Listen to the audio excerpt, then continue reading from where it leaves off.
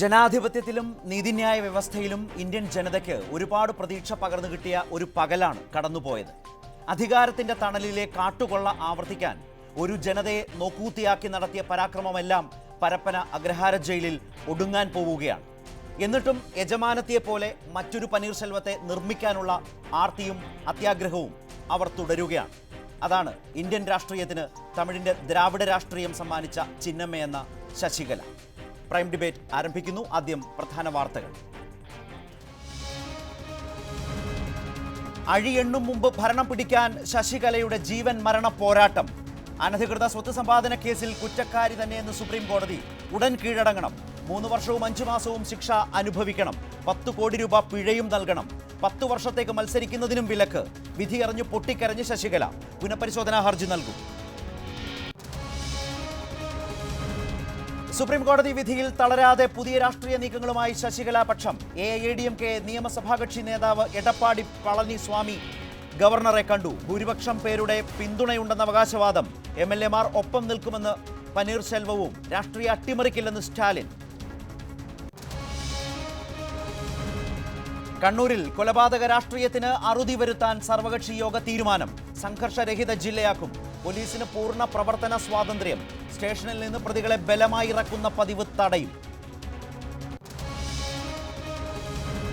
ഹൈദരാബാദ് സർവകലാശാലയിൽ ആത്മഹത്യ ചെയ്ത രോഹിത് വെമുലയുടെ പട്ടികജാതി സർട്ടിഫിക്കറ്റ് അസാധുവാക്കാൻ ആന്ധ്ര സർക്കാർ തീരുമാനം. നിയമവിരുദ്ധമായി സർട്ടിഫിക്കറ്റ് നേടിയതിന് വെമുലയുടെ അമ്മയ്ക്ക് കാരണം കാണിക്കൽ നോട്ടീസ് അയക്കും. ഓസ്ട്രേലിയക്കെതിരായ ആദ്യ 2 ടെസ്റ്റുകൾക്കുള്ള ഇന്ത്യൻ ടീമിനെ പ്രഖ്യാപിച്ചു. ബംഗ്ലാദേശിനെതിരെ കളിച്ച ടീമിനെ നിലനിർത്തി. ആദ്യ മത്സരം 23-ന് പൂനെ.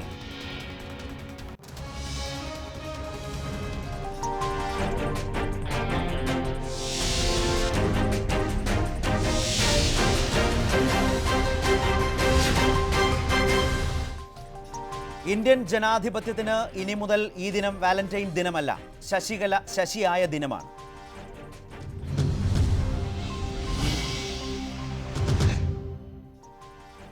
സർക്കാർ രൂപീകരിക്കാൻ അവസരം തേടി ശശികല പക്ഷത്തിന്റെ പുതിയ നിയമസഭാ കക്ഷി നേതാവ് എടപ്പാടി പളനിസ്വാമി ഗവർണറുമായി കൂടിക്കാഴ്ച നടത്തി തുടങ്ങിയ വാർത്തകളാണ് ഇന്നത്തെ സുപ്രീം കോടതി വിധിയെ തുടർന്നുണ്ടായിട്ടുള്ള തമിഴ്നാട്ടിലെ രാഷ്ട്രീയ നീക്കങ്ങളിലെ ഏറ്റവും പ്രധാനപ്പെട്ട ഏറ്റവും പുതിയ വിവരങ്ങൾ. തന്നെ മുഖ്യമന്ത്രിയാക്കണമെന്നും നിയമസഭ വിളിക്ക് മുമ്പ് സത്യപ്രതിജ്ഞ നടത്തണമെന്നും പളനിസ്വാമി ഗവർണറോട് ആവശ്യപ്പെട്ടു കഴിഞ്ഞു. തന്നോടൊപ്പമുള്ള MLA മാരുടെ ലിസ്റ്റും ഗവർണർക്ക് കൈമാറി.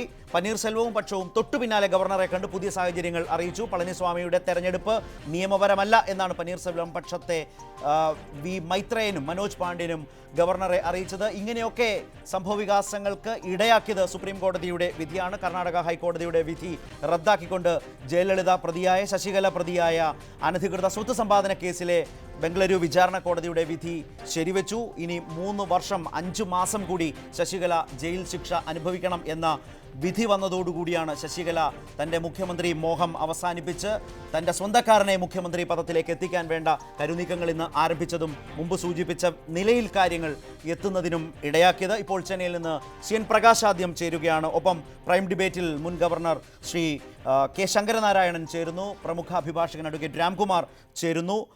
മറ്റ് അതിഥികളിലേക്കും ചെന്നൈയിൽ നിന്ന് രാഷ്ട്രീയ നിരീക്ഷകൻ അൻവർ ചേരുകയാണ്. ശ്രീമതി ഭാഗ്യലക്ഷ്മി പിന്നാലെ ചർച്ചയിലേക്ക് പങ്കുചേരും. AIADMK പ്രതിനിധീകരിച്ച് ശ്രീമതി ഉഷ എന്നിവരൊക്കെയാണ് ഉണ്ടാവുക. മുതിർന്ന മാധ്യമപ്രവർത്തകൻ ശ്രീ BRP ഭാസ്കറിനെ ടെലിഫോൺ ലൈനിൽ പ്രതീക്ഷിക്കുന്നു. ആദ്യം പ്രകാശ്, മുമ്പ് സൂചിപ്പിച്ചതുപോലെ ഈ ശിക്ഷയെ തുടർന്ന് ജയിലിലേക്ക് പോകും മുമ്പ് തൻ്റെ സ്വന്തക്കാരനെ ഭരണമേൽപ്പിച്ച് ജയിലിലിരുന്ന് ഭരിക്കാനുള്ള നടപടികൾ പൂർത്തീകരിക്കുകയാണോ ചിന്നമ്മയുടെ ശശികലയുടെ ലക്ഷ്യം? അതിനെ മറികടക്കുകയാണോ OPSന്റെ ലക്ഷ്യം, പനീർശെൽവത്തിൻ്റെ ലക്ഷ്യം?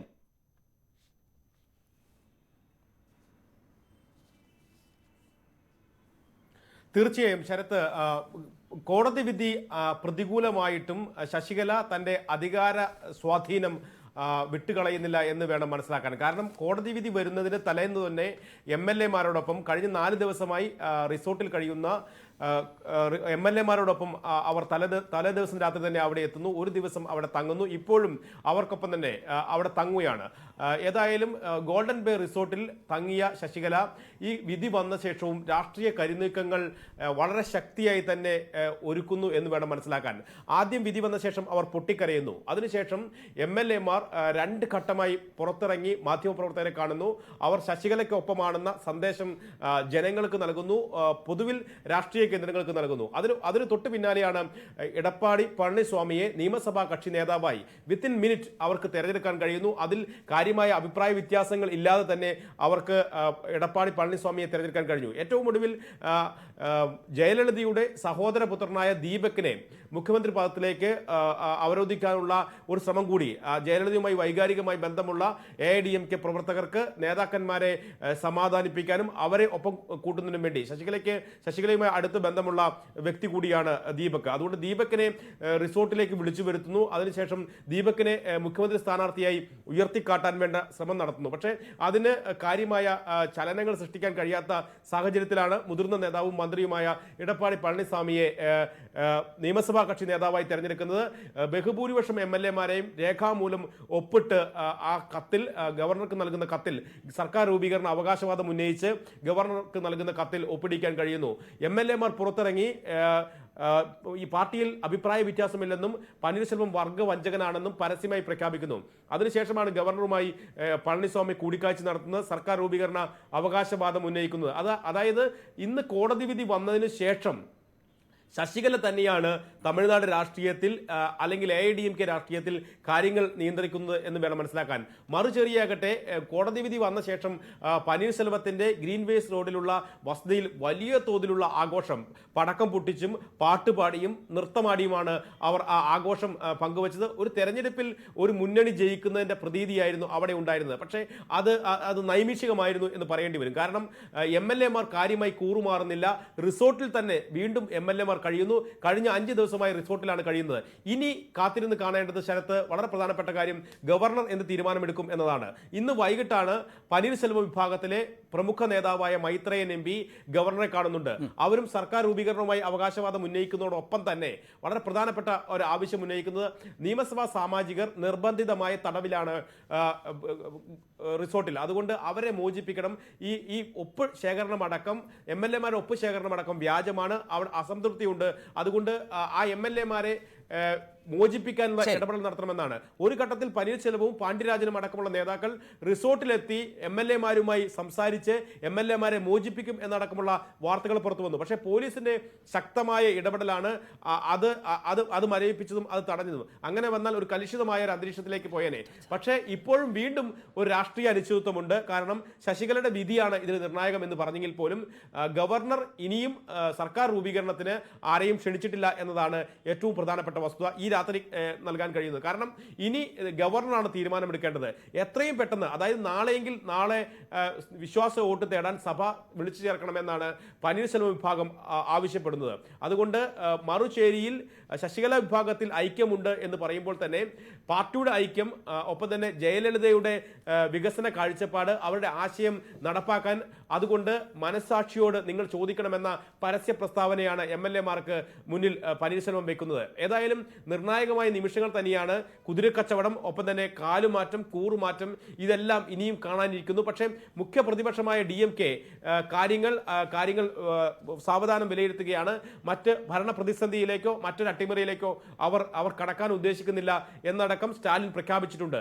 ഇനിയുള്ള നിമിഷങ്ങളും ഇനിയുള്ള ദിനങ്ങളും പ്രകാശാണ്. ചെന്നൈയിൽ നിന്ന് ഇന്നൊരു പകൽ യഥാർത്ഥത്തിൽ സുപ്രീം കോടതിയിൽ നിന്നുള്ള ഇരുട്ടടി പോലെയുള്ള ഒരു വിധി ചിന്നമ്മയ്ക്ക് മേൽ, ശശികലയ്ക്ക് മേൽ വന്നതിന് ശേഷം തമിഴകത്തിൻ്റെ രാഷ്ട്രീയ രംഗത്തുണ്ടായ ചടുല നീക്കങ്ങൾ സംബന്ധിച്ച വിവരങ്ങൾ ആകെ ഇപ്പോൾ ചെന്നൈയിൽ നിന്നും നൽകിയത്. നേരത്തെ സൂചിപ്പിച്ച പോലെ ഈ ചർച്ചയിൽ ഇപ്പോൾ മുൻ ഗവർണർ ശ്രീ K. ശങ്കരനാരായണൻ ചേരുന്നു, അഡ്വക്കേറ്റ് രാംകുമാർ ചേരുന്നു, ശ്രീമതി ഭാഗ്യലക്ഷ്മി ചേരുകയാണ്, ചെന്നൈയിൽ നിന്ന് അൻവർ ചേരുന്നു.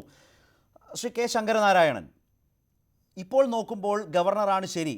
ഇന്ത്യൻ ജനാധിപത്യത്തെ ഒരു വലിയ അപമാനത്തിൽ നിന്ന് രക്ഷിച്ചിരിക്കുകയാണ് തീരുമാനം വൈകിപ്പിച്ചതിലൂടെ എന്ന് തന്നെ വേണ്ടേ കരുതാൻ. ഇന്നത്തെ വിധിയും ആ വിധിയുടെ ഗൗരവവും ഉൾക്കൊണ്ടാൽ ശശികല മുഖ്യമന്ത്രിയാകാമായിരുന്നൊരു സാഹചര്യത്തെ ഗവർണർ തടഞ്ഞത് ഇന്ത്യൻ ജനാധിപത്യത്തിന് ലഭിച്ച അല്ലെങ്കിൽ ഇന്ത്യൻ ജനാധിപത്യത്തിന് ഉണ്ടാകാമായിരുന്നൊരു വലിയ അപമാനത്തെ ഒഴിവാക്കുകയായിരുന്നില്ലേ ആ ഗവർണർ?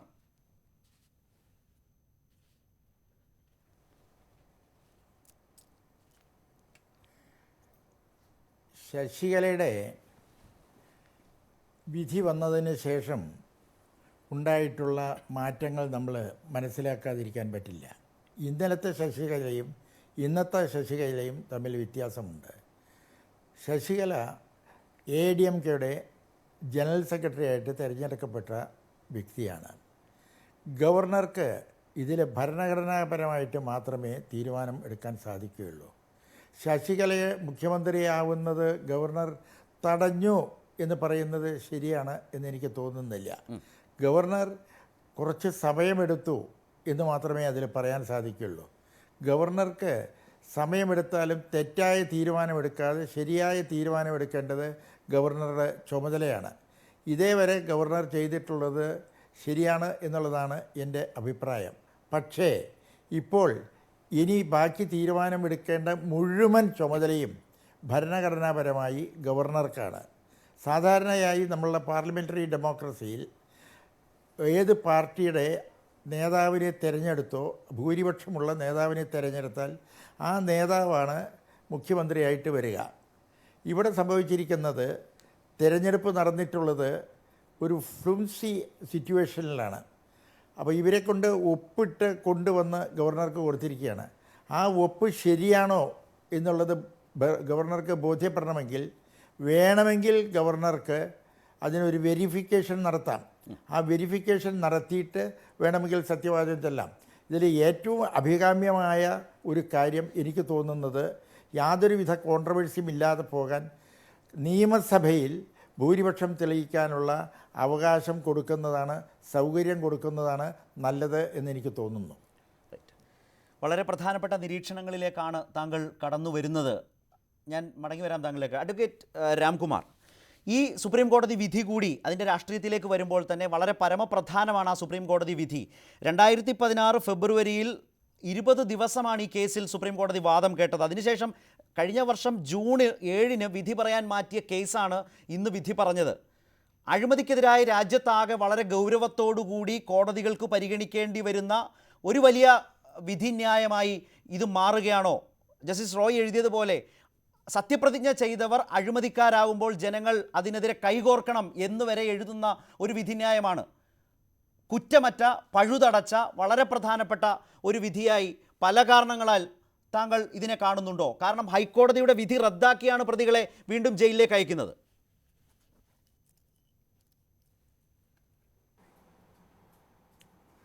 തീർച്ചയായിട്ടും വളരെ സുപ്രധാനമായൊരു വിധിയാണ്. എന്ന് മാത്രമല്ല, നമ്മുടെ രാജ്യത്ത് നിലനിൽക്കുന്നു എന്ന് അവകാശപ്പെടുന്ന ജനാധിപത്യ പ്രക്രിയ ജനപ്രതിനിധികൾ തന്നെ തകിടം മറിക്കുന്ന അവസരത്തിൽ കോടതികൾക്ക് ജനാധിപത്യം സംരക്ഷിക്കാൻ എന്തുമാത്രം പങ്കുണ്ട്, ചുമതലയുണ്ട് എന്ന് വ്യക്തമാക്കുന്നൊരു വിധിയാണ്. അഴിമതിക്കെതിരായിട്ട് പ്രമുഖ നേതാക്കന്മാരാരും ഇന്ന് വരെ ശിക്ഷിക്കപ്പെട്ടിട്ടില്ല. ശരിയാണ്, ഹരിയാനയിലോ പഞ്ചാബിലോ ഒക്കെ 1-2 പേര് ശിക്ഷിക്കപ്പെട്ടിട്ടുണ്ട്, ചൗതാല, ചാന്ദ്രാം തുടങ്ങിയവർ.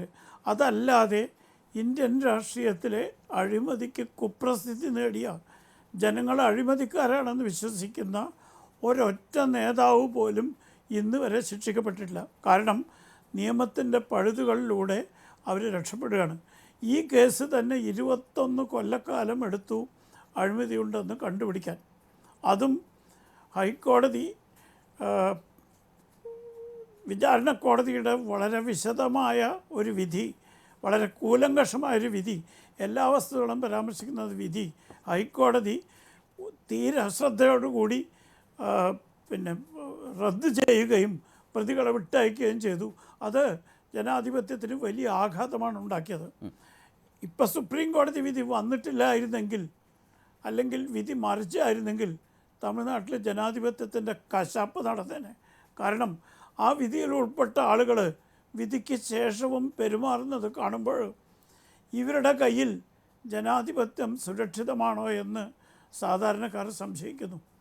എല്ലാവരും പഴി പറയാറുള്ള ഗവർണർമാർ, കേന്ദ്ര ഗവൺമെൻറ്റിൻ്റെ ഏജൻറ്റുമാർ, അനാവശ്യമായ ചാരന്മാർ, എന്ന് വിമർശിക്കുന്ന ഗവർണറാണ് വാസ്തവത്തിൽ ഇവിടെ ജനാധിപത്യത്തിൻ്റെ കാവലാളായിട്ട് തമിഴ്നാട്ടിലെ അന്തരീക്ഷത്തിൽ അവതരിപ്പിച്ചിട്ടുള്ളത്.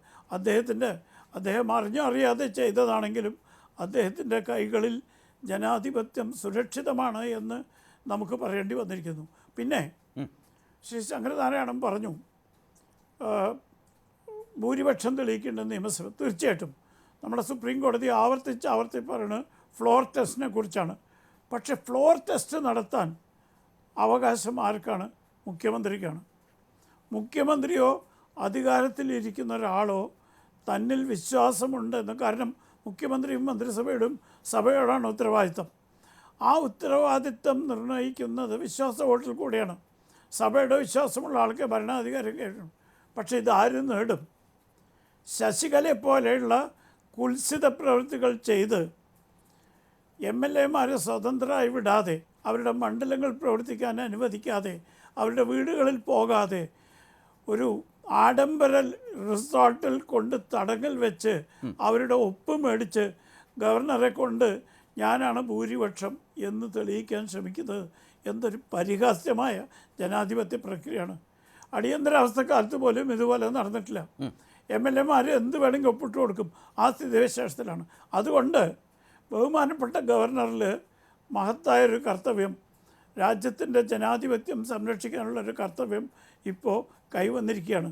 ഓരോ MLA-യും സ്വതന്ത്രനാണെന്നും തൻ്റെ സ്വതന്ത്രമായ അവകാശമാണ്, അഭിപ്രായമാണ് ഉന്നയിക്കുന്നതെന്ന് ഉറപ്പുവരുത്തിയ ശേഷം മാത്രമേ ഈ 120 ഒപ്പുകൾ കള്ള ഒപ്പുകളല്ല എന്ന് ഉറപ്പുവരുത്തിയ ശേഷം മാത്രമേ ശ്രീ പളനിസ്വാമിയെ മുഖ്യമന്ത്രിയാക്കാൻ ഗവർണർക്ക് അധികാരമുള്ളൂ.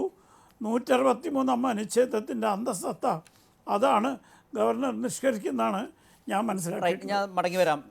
ശ്രീമതി ഭാഗ്യലക്ഷ്മി, ദീർഘകാലം ചെന്നൈയിൽ ജീവിക്കുകയും തമിഴ് മലയാളം സിനിമ രംഗത്ത് സജീവമായി തമിഴിൻ്റെ ഒരു സിനിമ രാഷ്ട്രീയ രംഗത്തെ ജയലളിതയടക്കം, ഭാഗ്യലക്ഷ്മിയുടെ തന്നെ പുസ്തകത്തിൽ ജയലളിതയെക്കുറിച്ചും ഒക്കെ എഴുതിയിട്ടുണ്ട്. MGR-ൻ്റെ കാലമൊക്കെ വളരെ അടുത്തു നിന്ന് മനസ്സിലാക്കിയ ഒരു ദ്രാവിഡ രാഷ്ട്രീയത്തെക്കുറിച്ച് അറിയാമല്ലോ. സത്യത്തിൽ ഏകാധിപതികൾ മാത്രമാണ് ജനങ്ങൾക്ക് മുമ്പിൽ വലിയ വെറുപ്പ് സമ്പാദിച്ചിട്ടുള്ളത്. ഒരു ദിവസം പോലും അധികാരത്തിൽ ഇരിക്കാതിരുന്നിട്ടും ശശികല അത്രമേൽ വെറുപ്പിക്കലാണ് വരുത്തിയത്. തമിഴ്നാട്ടിൽ മാത്രമല്ല, ഇന്ത്യ ആകെ അവർ വളരെ വേഗത്തിലാണ് ആ ഒരു പരിവേഷത്തിലേക്ക് മാറിയത്. സങ്കല്പിക്കാനാകാത്ത വിധമല്ലേ അത് സംഭവിച്ചത്? ഭാഗ്യലക്ഷ്മി, നമുക്ക് ഈ കഴിഞ്ഞ കുറച്ച് ദിവസങ്ങളായിട്ട് അത്ഭുതമായിരുന്നു. ജയലളിത ആശുപത്രിയിൽ കിടന്ന ദിവസം മുതൽ ഇതെവിടെയാണ് ഇതൊക്കെ നടക്കുന്നത്? ഒരു മുഖ്യമന്ത്രി ദിവസങ്ങളോളം ആശുപത്രിയിൽ കിടക്കുന്നു, ആർക്കും കാണാൻ പാടില്ല, ആ ഫ്ലോറിൽ ക്യാമറ ഓഫ് ചെയ്യണം, ഒരു മനുഷ്യൻ പോലും ആ പ്രദേശത്തേക്ക് അടുക്കാൻ പാടില്ല എന്ന് പറയുമ്പോൾ ഇത് ഏത് രാജ്യത്താണ് നമ്മൾ താമസിക്കുന്നത്? ഇതൊക്കെ പറയാൻ ഈ ശശികല എന്ന് പറയുന്ന വ്യക്തി ആരാണ് എന്ന് ഒരാൾ പോലും ചോദ്യം ചെയ്യുന്നില്ലല്ലോ എന്ന് അത്ഭുതം തോന്നി. അതും കഴിഞ്ഞു, ജയലളിത മരിച്ചു, മാത്രമായിരുന്നു. വേറെ ഒരാൾ പോലും അതിനെതിരെ, ഇവിടെ നിയമം പോലും എന്തുകൊണ്ട് അവരുടെ മുമ്പിൽ നിശബ്ദരായിരുന്നു എന്ന് അത്ഭുതം തോന്നിപ്പോയി. ഇതെല്ലാം കഴിഞ്ഞ് ഇപ്പോൾ ഈ കുറച്ച് ദിവസങ്ങളായിട്ട് ഞാൻ എൻ്റെ ഫേസ്ബുക്ക് പോസ്റ്റിലും ഇട്ട ഒരു കാര്യമാണ്, 130 MLA-മാരെ കൊണ്ടുപോയി ഒരു റിസോർട്ടിൽ കൊണ്ടുപോയി താമസിപ്പിച്ചിരിക്കുന്നു. ഇനി ആ MLA-മാർ സ്വയം താമസിച്ചിരിക്കുകയാണെന്ന് അവരങ്ങനെ പറഞ്ഞെന്ന് തന്നെ ഇരിക്കട്ടെ, 130 MLA-മാർക്ക് അങ്ങനെ ഒരിടത്ത് ഒരുമിച്ച് അവധിയെടുത്ത് പോയി താമസിക്കാനുള്ള നിയമത്തിൽ പറഞ്ഞിട്ടുണ്ടോ? എനിക്ക് അത്ഭുതം. എന്തുകൊണ്ട് ഇവിടുത്തെ കോടതിയോ അല്ലെങ്കിൽ ഈ പറയുന്ന അതിൻ്റെ വഴിക്ക് നടന്നുകൊണ്ടിരിക്കുന്നുണ്ട്. കോടതിയിൽ അതുമായി ബന്ധപ്പെട്ട നിൽക്കുന്നു, പോലീസ് അവരെക്കുറിച്ച് അന്വേഷിച്ചു. ഏതായാലും ഇത് ശശികല എന്നൊരു വ്യക്തി ഏതാണ്ട് ജയലളിത എങ്ങനെയാണോ രാഷ്ട്രീയത്തിലേക്ക് വന്നത് അതിൻ്റെ ഒരു ഫോട്ടോസ്റ്റാറ്റ് കോപ്പിയാകാനുള്ള പരിശ്രമമാണോ ശശികല നടത്തിക്കൊണ്ടിരിക്കുന്നത്? തീർച്ചയായിട്ടും മറ്റൊരു ജയലളിതയാവാനുള്ള ഒരു ശ്രമമാണ് അവർ നടത്തിക്കൊണ്ടിരുന്നത്. ഇപ്പം ജയലളിത എന്ന് പറയുന്ന ഒരു മുഖ്യമന്ത്രി നമ്മളിപ്പോൾ കേരളത്തിൽ നിന്ന് വീക്ഷിക്കുമ്പോൾ ഞാൻ പലപ്പോഴും പല സ്ഥലങ്ങളും പറഞ്ഞിട്ട്, ഇന്നിപ്പോൾ ഇന്ത്യയിലെ ഏറ്റവും ഡെമോക്രാറ്റിക് സ്റ്റേറ്റ് ഏതാണെന്ന് ചോദിച്ചാൽ കേരളമാണ് എന്ന് എനിക്ക് പറയാൻ പലപ്പോഴും തോന്നിയിട്ടില്ല. കാരണം നമുക്ക് സ്വാതന്ത്ര്യമുണ്ട്. നമ്മുടെ മുഖ്യമന്ത്രി അത് ഏത് പാർട്ടി വന്നാലും എനിക്ക് മുഖ്യമന്ത്രിയെ കാണണം എന്ന് പറയാനുള്ളൊരു സ്വാതന്ത്ര്യം. പക്ഷേ ഈ തമിഴ്നാട്ടിലായിരുന്നു ജയലളിത, എനിക്ക് തോന്നുന്നു മാധ്യമങ്ങളൊക്കെ നേരിട്ട് കണ്ടിട്ടുണ്ടോ എന്ന് തന്നെ അത്ഭുതമായിരുന്നു. പക്ഷേ അവർ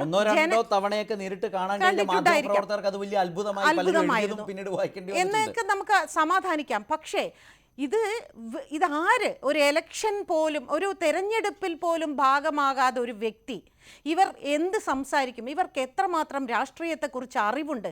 ഇവർക്ക് ഭരണം എന്താണെന്ന് അറിയാമോ? ഒന്നും അറിഞ്ഞൂടാ. ജയലളിതയ്ക്ക് ശേഷം ഞാനാണ് എന്ന് പറഞ്ഞാൽ ഇതെന്താ വെള്ളരിക്കപ്പെടണോ? അങ്ങനെ അങ്ങോട്ട് ഈ കോടി ജനങ്ങളുടെ ജീവിതം എടുത്ത് ഒരു സ്ത്രീക്ക് അങ്ങ് ചോദിക്കും അങ്ങ് വിട്ടുകൊടുക്കാൻ പറ്റുമോ? അവരൊന്ന് സ്വയം ആലോചിക്കേണ്ടേ ഇത് ഈ MLA ഇപ്പം പനീർസെൽവത്തെ നമുക്കാർക്കും പനീർസെൽവം എങ്ങനെയാണ് എന്താണെന്നറിയില്ല. പക്ഷേ പനീർസെൽവം തെരഞ്ഞെടുപ്പിന് നേരിട്ട ഒരു വ്യക്തിയാണ്, അല്ലേ? ജനാധിപത്യ രീതിയിൽ ഭരണത്തിൽ വന്ന ഒരു വ്യക്തിയാണ്. ജയലളിത പോലും ജയിലിലേക്ക് പോകുമ്പോൾ എന്തുകൊണ്ട് ശശികലയെ നിർദ്ദേശിക്കാതെ അവർ ജയിലിലേക്ക് പോയി?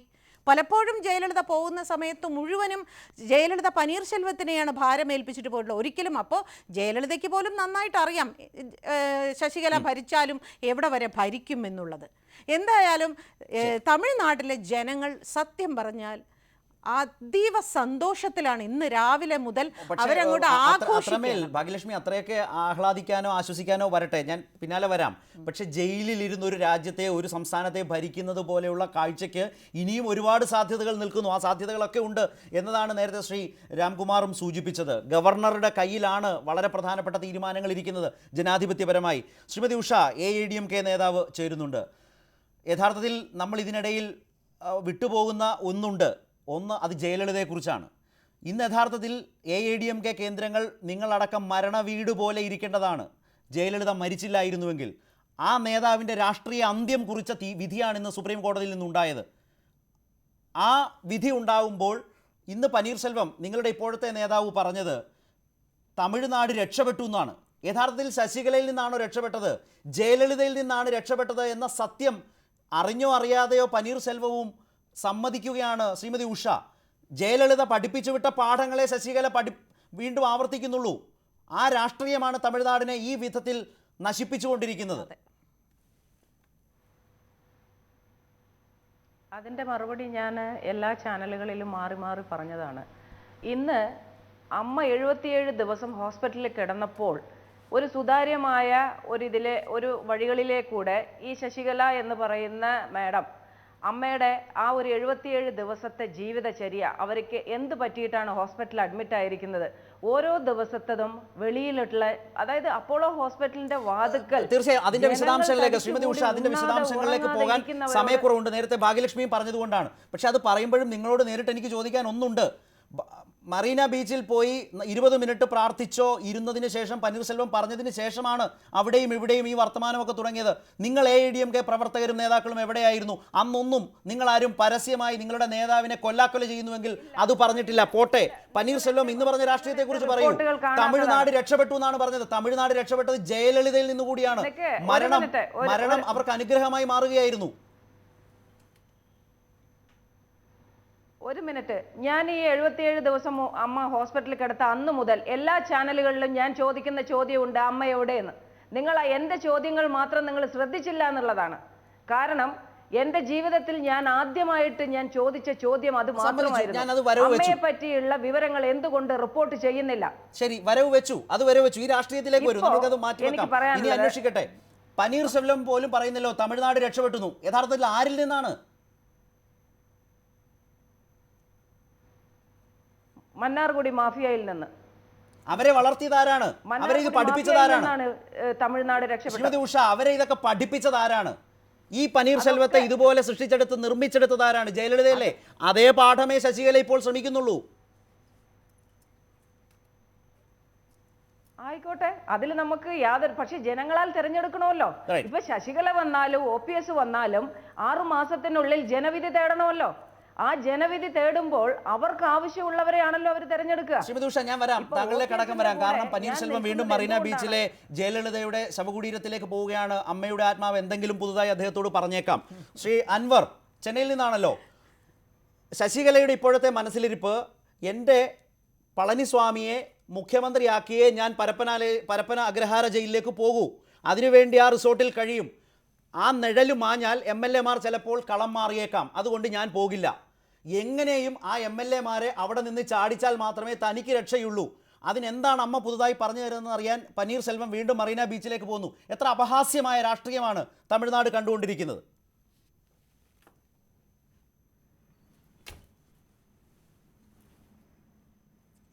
തീർച്ചയായും ഇത് ഇവിടുത്തെ ദ്രാവിഡൻ പാർട്ടികളുടെ ഒരു നിലപാട് തന്നെ വളരെ മോശമായ രീതിയിലേക്ക് കൊണ്ടുപോകുന്ന അവസ്ഥയാണുള്ളത്. നിങ്ങൾക്കറിയാമല്ലോ, കഴിഞ്ഞ 4 ദിവസമായി ഒരു പാർട്ടിയുടെ ജനറൽ സെക്രട്ടറി റിസോർട്ടിൽ പോയി തങ്ങി അവരുടെ നേതാക്കന്മാരെ അല്ലെങ്കിൽ MLA-മാരെ കൈവിട്ടു പോവാതിരിക്കാൻ ഒരു ഭാഗത്ത് അവർ പറയുകയാണ് എല്ലാ MLA-മാരും വളരെ ഉറച്ച നിലപാടെടുത്ത് ഞങ്ങളോട് കൂടെ നിൽക്കുകയാണെന്ന്. പക്ഷേ ഇവിടെ അവർ 4 ദിവസം പോയി അവിടെ തങ്ങുന്നു. ഇന്ന് വിധി വരുന്നതിന് മുമ്പുള്ള ദിവസമായതിനാൽ ഇന്നലെ അവിടെ തങ്ങിക്കൊണ്ട് വീണ്ടും അത് ഉറപ്പിക്കാൻ വേണ്ടി സംബന്ധിച്ചു അൻവർ, അതെല്ലാം ശരിയാണ്. നമ്മളതെല്ലാം കേട്ടു പഴകി. പുതിയ സാധ്യതകൾ എന്താണ് ഇരു കൂട്ടർക്കുമിടയിൽ? പറഞ്ഞു കേൾക്കുന്നതും സാധ്യതകളും പൊതുവെ അവിടെ പറയുന്നത് എന്താണ്? ഇരു കൂട്ടരുടെയും കളികളിൽ ജയമാർക്കൊപ്പം?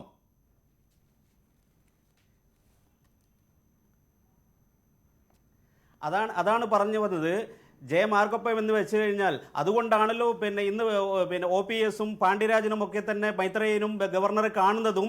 അതുകൊണ്ട് MLA-മാരെ എത്രയും പെട്ടെന്ന് നിയമസഭയിൽ ഹാജരാക്കാനുള്ള നടപടി ഉണ്ടാക്കണമെന്ന് അതിൽ വളരെ വ്യക്തമാണ്. ഒരുപാട് MLA-മാർ നമ്മുടെ OPS-ന്റെ ഭാഗത്തേക്ക് മാറാനുള്ള സാധ്യത വളരെ കൂടുതൽ എന്ന് ഉള്ളത് കൊണ്ട്, വളരെ വ്യക്തമുള്ളത് കൊണ്ട് തന്നെയാണ് അവർ ശ്രമിക്കുന്നത്. അൻവറിലേക്ക് ഞാൻ മടങ്ങി വരാം. തത്സമയ ദൃശ്യങ്ങൾ കൂടിയാണ് ഇപ്പോൾ കണ്ടുകൊണ്ടിരിക്കുന്നത്. മറീന ബീച്ചിലേക്ക് വീണ്ടും നാടകീയ രംഗങ്ങൾക്ക് സാക്ഷ്യം വഹിച്ചേക്കാവുന്ന വിധത്തിൽ പനീർശെൽവം എന്ന കാവൽ മുഖ്യമന്ത്രി മറീന ബീച്ചിലെ ജയലളിതയുടെ ശവകുടീരത്തിലേക്ക് എത്തുകയാണ്. ആ ദൃശ്യങ്ങളാണ് ഇപ്പോൾ പ്രേക്ഷകർ കണ്ടുകൊണ്ടിരിക്കുന്നത്. ശ്രീ ശങ്കരനാരായൺ, നേരത്തെ അഡ്വക്കേറ്റ് രാംകുമാർ സൂചിപ്പിച്ചതുപോലെ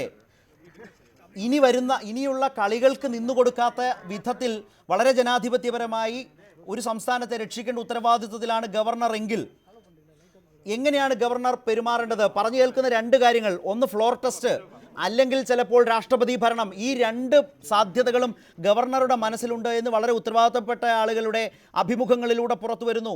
മോഹൻ പരാശരനെ പോലെയുള്ള അഭിഭാഷകരുടെ നിഗമനങ്ങളിൽ അത് വന്നുകൊണ്ടിരിക്കുന്നു. നേരത്തെ അഡ്വക്കേറ്റ് രാംകുമാർ പറഞ്ഞതുപോലെ ഈ 120 MLA-മാരുടെ ഒപ്പ് നേരിട്ട് വെരിഫൈ ചെയ്ത് ബോധ്യപ്പെട്ട് തീരുമാനങ്ങൾ എടുക്കാൻ ഗവർണർക്ക് കഴിയാവുന്നതല്ലേ?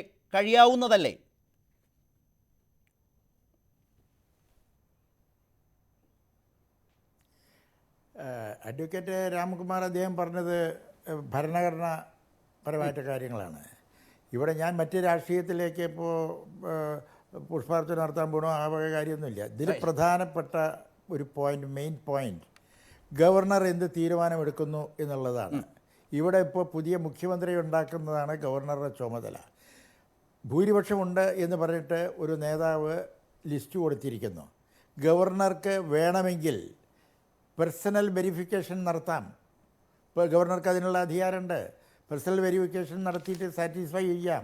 അതല്ല, അതായത് താങ്കൾ പറഞ്ഞു വരുന്നത്, ശ്രീ ശങ്കരനാരായണൻ, താങ്കൾ പറഞ്ഞു വരുന്നത് ഈ MLA-മാരെ രാജ്ഭവനിൽ എത്തിക്കാൻ നിർദ്ദേശം നൽകാം, അവരോട് വ്യക്തിഗതമായി തന്നെ ഗവർണർക്ക് ആരായാം. മാത്രമല്ല, ശശികല ക്യാമ്പിന്റെ ആവശ്യം സത്യപ്രതിജ്ഞ തന്നെ ഉണ്ടാവണം വിശ്വാസ വോട്ടെടുപ്പിന് മുമ്പ് എന്ന ഡിമാൻഡ് അവരുടെ ഭാഗത്തുനിന്നുണ്ട്.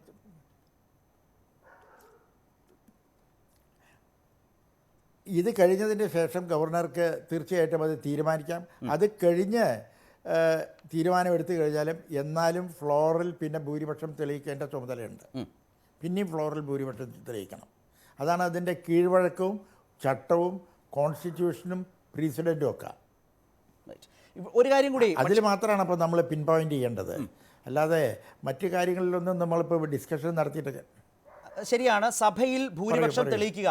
അവിടെയും 2 അവകാശവാദവുമായി 2 കക്ഷികളാണുള്ളത്. ഒന്ന് പളനിസ്വാമി, 2 കാവൽ മുഖ്യമന്ത്രി പനീർശെൽവം. ഇതിൽ ആരിലേക്ക് പോകും? ഒരു ഗവർണറുടെ ഫസ്റ്റ് ചോയ്സ് എന്നൊരു പ്രശ്നം കൂടിയില്ലേ?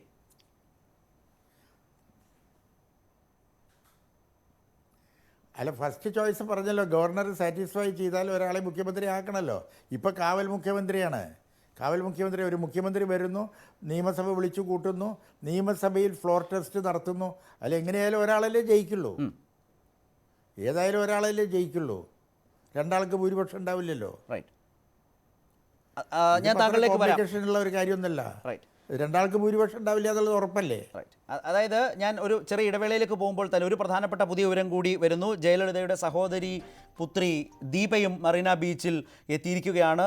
സിനിമാ കഥകളെ വെല്ലുന്ന ദൃശ്യങ്ങളും നാടകീയ രംഗങ്ങളും രാഷ്ട്രീയ മുഹൂർത്തങ്ങളും തമിഴകത്ത് അരങ്ങേറിക്കൊണ്ടിരിക്കുന്നു. പന്നീർസെൽവത്തിന് പിന്നാലെ ദീപയും മറീന ബീച്ചിലേക്ക് എത്തിയിരിക്കുകയാണ്. ഏറ്റവും പ്രധാനപ്പെട്ട കാര്യം ഇപ്പോൾ ശ്രീ ശങ്കരനാരായണൻ സൂചിപ്പിച്ച പോലെ ഫ്ലോറിൽ നിയമസഭയിൽ ഇരു കൂട്ടർക്കും ഭൂരിപക്ഷം തെളിയിക്കാനുള്ള അവസരം കൊടുക്കുക, അതിൽ വിജയിക്കുക എന്ന ഒരു സാഹചര്യം. ഗവർണർക്ക് നേരിട്ട് 120 പേർ ഒപ്പിട്ട് നൽകിയ കത്തിൽ ആ MLA-മാരുടെ തീരുമാനം വ്യക്തിഗതമാണോ സ്വതന്ത്രമാണോ സമ്മർദ്ദങ്ങൾക്ക് വഴിപ്പെടാതെയാണോ എന്ന് നേരിട്ട് ബോധ്യപ്പെടാം. അതേസമയം വിശ്വാസ വോട്ട് തേടും മുമ്പ് തന്നെ സത്യപ്രതിജ്ഞയ്ക്ക് അനുമതി നൽകണം എന്ന AIADMK-യുടെ സാധ്യത തള്ളിക്കളയാൻ തന്നെയാണ് വലിയ ഒരു സാധ്യതയായി ഇപ്പോൾ തെളിഞ്ഞു വരുന്നത്. പക്ഷേ നാടകീയ രംഗങ്ങൾ മറീന ബീച്ചിൽ തുടരുകയാണ്. ഏതായാലും ഈ ദൃശ്യങ്ങളുടെ തുടർ ഒരു കാര്യം വ്യക്തമായിരിക്കുകയാണ്. ജയലളിതയുടെ സഹോദര പുത്രി ദീപ പന്നീർസെൽവം ക്യാമ്പുമായി തന്നെ നേരിട്ട് നീങ്ങാൻ പോകുന്നതിൻ്റെ സൂചനകൾ തന്നെയാണ് ഈ ദൃശ്യങ്ങൾ നൽകുന്നതെന്ന് കരുതേണ്ടിയിരിക്കുന്നു. മറീന ബീച്ചിൽ ഇരുവരും ഒരുപക്ഷെ വളരെ പ്രധാനപ്പെട്ട ഒരു രാഷ്ട്രീയ സഹകരണത്തിനുള്ള വേദിയാക്കി മാറ്റാൻ പോകുന്നു എന്നാണ് തോന്നുന്നത്. ഭാഗ്യലക്ഷ്മി, ഈ ദൃശ്യങ്ങൾ കാണുമ്പോൾ എന്ത് തോന്നുന്നു? ഒറ്റ വാചകത്തിൽ വേഗത്തിൽ. നേരത്തെ പറഞ്ഞ മാതിരി ഇവർക്ക് ഒരു ഡിസിഷൻ എടുക്കാൻ അവിടെ പോകുമ്പോൾ പെട്ടെന്ന് ഡിസിഷൻ കിട്ടുന്നുണ്ടല്ലോ എന്നൊരു അത്ഭുതം തോന്നുന്നു. പക്ഷേ ഇതൊക്കെ നമ്മൾ നേരത്തെ പ്രതീക്ഷിച്ചതാണ്. ഫൈനലി ഇവർ രണ്ടുപേരും തന്നെ ആയിരിക്കും ഒരുമിച്ച് പോവുക. കാരണം ഒരിക്കലും DMK-യുമായിട്ട് അങ്ങനെ ഒത്തുപോകാനുള്ള ഒരു വലിയ സാധ്യത അങ്ങനെ എനിക്ക് തോന്നിയിരുന്നില്ല. ഞാൻ വരാം. അതായത് അഡ്വക്കേറ്റ് രാംകുമാർ, ഈ മറ്റെല്ലാ വശവും മാറ്റിവെച്ച് ഇതുമൊക്കെ ചർച്ച ചെയ്യേണ്ട അവസ്ഥയിൽ നമ്മൾ എത്തി നിൽക്കുകയാണ്. ഈ ദൃശ്യങ്ങൾ യഥാർത്ഥത്തിൽ ഇങ്ങനെ ശശികല ക്യാമ്പിൽ ആടി ഉലഞ്ഞു നിൽക്കുന്ന MLA-മാരെ കൂടുതൽ ആടി ഉലയ്ക്കാനും കൂറുമാറ്റാനും ഒക്കെ പ്രേരിപ്പിക്കുന്ന ഒരു സാഹചര്യത്തിന് വേണ്ടിയാകുമോ അമ്മയുടെ ആത്മാവ് പന്നീർസെൽവത്തോട് ഇന്ന് പറയാൻ പോകുന്നതും ഒക്കെ?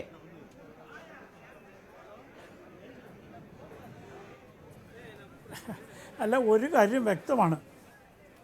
ഈ MLA-മാരെ 100% ശശികലയ്ക്ക് വിശ്വാസം ഉണ്ടായിരുന്നെങ്കിൽ ആട്ടിൻകൂട്ടങ്ങളെപ്പോലെ അവരെ ഒരു റിസോർട്ടിലെത്തിച്ച് അവരുടെ സ്വാതന്ത്ര്യം തടസ്സപ്പെടുത്തിക്കൊണ്ട് പുറത്തു പോകാനോ സംസാരിക്കാനോ കുടുംബാംഗങ്ങളെ കാണാനോ പാടില്ല എന്ന 100% ജനാധിപത്യ വിരുദ്ധമായ മാർഗങ്ങളിലൂടെ അധികാരത്തിലെത്താൻ ഒരാൾ ശ്രമിക്കുന്നത്. അല്ല, അത് പറയുമ്പോൾ അഡ്വക്കേറ്റ് രാംകുമാർ, ഈ ജനാധിപത്യ വിരുദ്ധം ശശികലയുടെ സംഭാവന അല്ലല്ലോ ഇന്ത്യൻ രാഷ്ട്രീയത്തിൽ. എത്രയോ സംസ്ഥാനങ്ങളിൽ എത്രയോ കൊടികുത്തിയ നേതാക്കന്മാർ ഇതേ രീതി ആശ്രയിച്ചിട്ടുണ്ട്. വലിയ വാഹനം പിടിച്ച് അത് തന്നെ അവർ ചെയ്യുന്നു. നേരത്തെ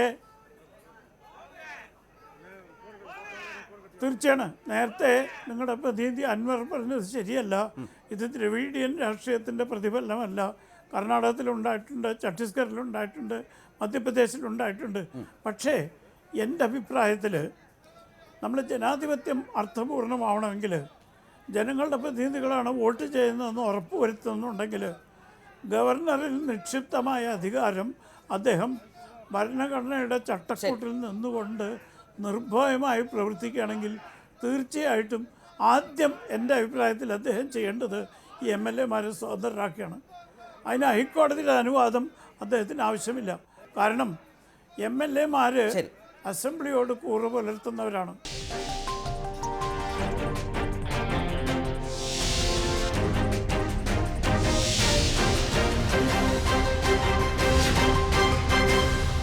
പ്രൈം ഡിബേറ്റിലേക്ക് വീണ്ടും സ്വാഗതം. AIADMK-യിലെ ശ്രീമതി ഉഷ നമ്മൾക്കൊപ്പം ചർച്ചയിൽ തുടരുകയാണ്. ഉഷ, ഈ ദൃശ്യങ്ങൾ കാണുമ്പോൾ വല്ലതുമൊക്കെ നടക്കും എന്ന് തോന്നുന്നുണ്ടോ? ദീപ കൂടി പന്നീർസെൽവത്തിനൊപ്പം ചേരുകയാണോ? മറീന ബീച്ചിലെ ആ ദൃശ്യങ്ങൾ കാണുമ്പോൾ എന്ത് തോന്നുന്നു? ദീപ മാഡം ഇന്നല്ലല്ലോ പന്നീർ സാറിന്റെ കൂടെ കൂടിയിരിക്കുന്നത്. അതിപ്പോ നിങ്ങൾക്കൊരു അതിശയോക്തി പോലെ എന്നോട് ചോദിക്കുന്നത് എന്തിനാണ്? അവർ രണ്ടുപേരും ഒന്നിച്ചാണ് ശശികലയുമായിട്ടുള്ള ഫൈറ്റ് പ്രഖ്യാപിച്ചത്. അത് പ്രഖ്യാപിച്ചിട്ട് ദിവസങ്ങൾ കഴിഞ്ഞു. അതിശയോക്തി പോലെ എന്നോട് ചോദിക്കുമ്പോ AIADMK നിങ്ങൾക്ക് എന്തോ ഒരു വ്യക്തി വൈരാഗ്യമുള്ള ഒരു സംസാരമാണ് ഞാൻ ഇവിടെ കേട്ടോണ്ടിരിക്കുന്നത്.